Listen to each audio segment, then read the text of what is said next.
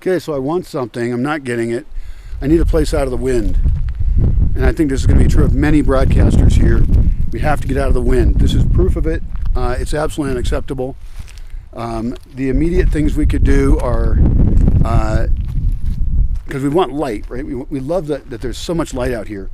But ultimately, I think the solution is going to be polycarbonate roofs for now. I need some polycarbonate roofs, and I think I argued against this earlier, and I'm against polycarbonate because eventually it's garbage. But actually, even after it's crappy, it could probably be used for other things for quite a while. It's still, I just don't like it. I'd rather have like frosted glass. I guess I should just do a price comparison. But what I need is places out of the wind with good light right away. Bunches of them. And view.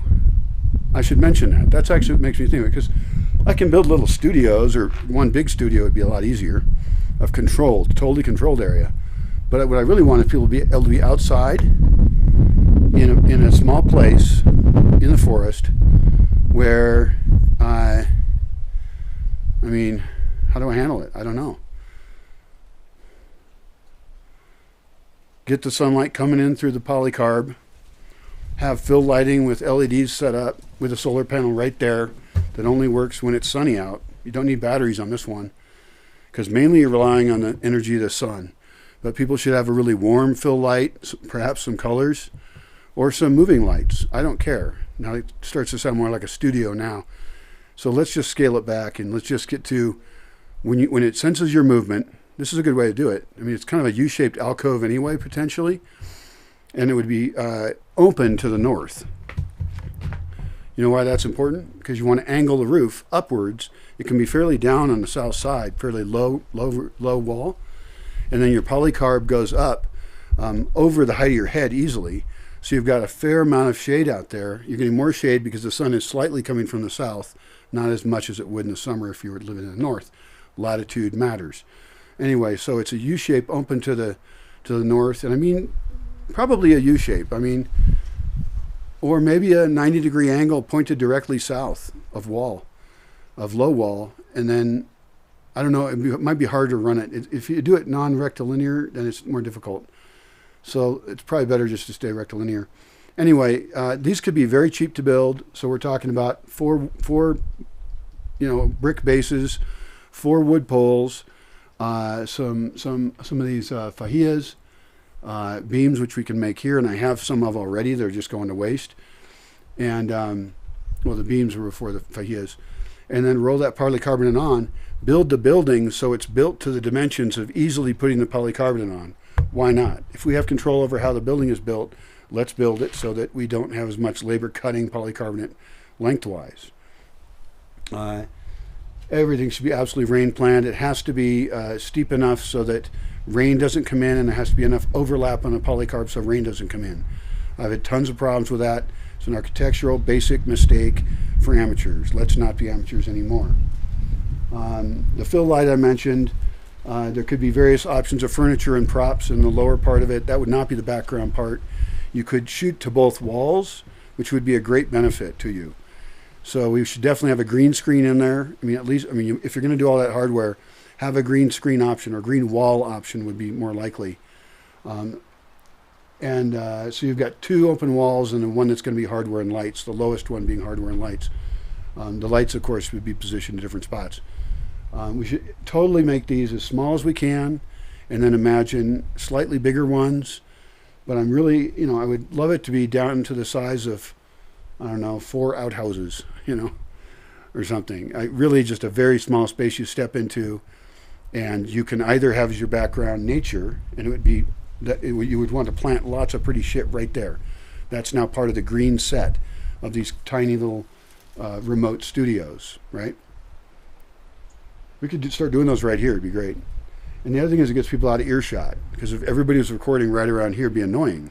I like this place right around here to be quiet. In fact, I thought about putting signs up that it's a quiet area and you should whisper and stuff. So you shouldn't be, yelling into your camera like I'm doing. But mixing this in with the whole publishing idea, I don't know how much people understand what I'm doing when I talk about sets and things. And what I'm really trying to do is a new form of theater. I've been in plays before and a little bit of movies and videos and stuff. And it was really fun. That's what I liked about it. It was a creative process. It was a group of people. We did some here too as well. A guy came and directed theater, and they just sat in a big circle for a couple hours and talked about whatever his vision was. And then I think people added quite a bit to it. I wasn't involved in the conversation, but I was passing through quite a bit, and I think I might have videoed part of it. But anyway, it seemed like a really, a good leadership, along with collaboration and seeing what else people had to add into it, while maintaining the original vision. I think that's very important. So.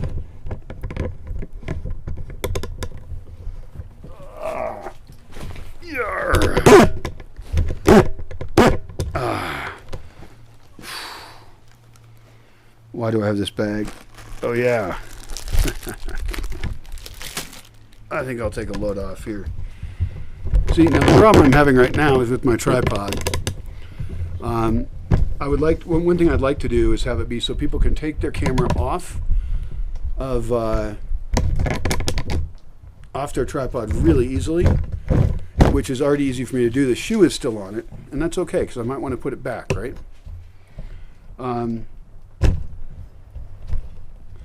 It's almost like we could have tripod classes, because like right now the handle is pointed away from me.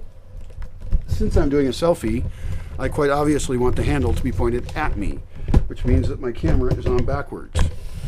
And you could easily check how someone was using their camera for selfies, and you could do a test on them to see if they did it right. That'd be really fun here, actually. I don't think it would be that tough for me to collect all my various views about photography. Of course, I'll offer them for free, but it would be really fun to have people here who didn't know about that. And then we'd say, okay, well, why don't you set up your tripod and then talk into it as a selfie? And then, it's just a nitpicky little thing, but it really matters long term. And see if they set it up so that the handle of the tripod was facing towards them or not. So what I'm talking about here, in case you're confused, things also get caught in tripods a fair amount. This is the handle thing. It was pointing away from me. Here's where the camera sits. See, the tripod has these legs on it. And so I want this thing pointing towards me, so I'm going to point the camera at the handle, right? As long as it's not too wide angle and gets the handle in it, which I would not prefer, but you can probably control your camera in that regard. So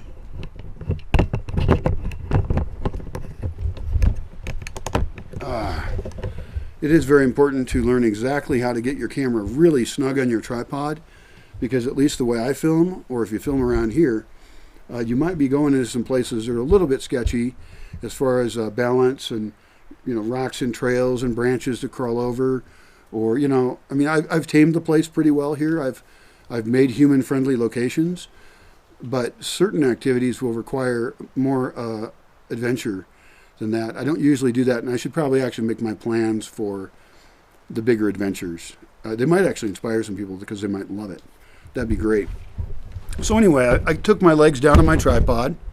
Now I have really good control here.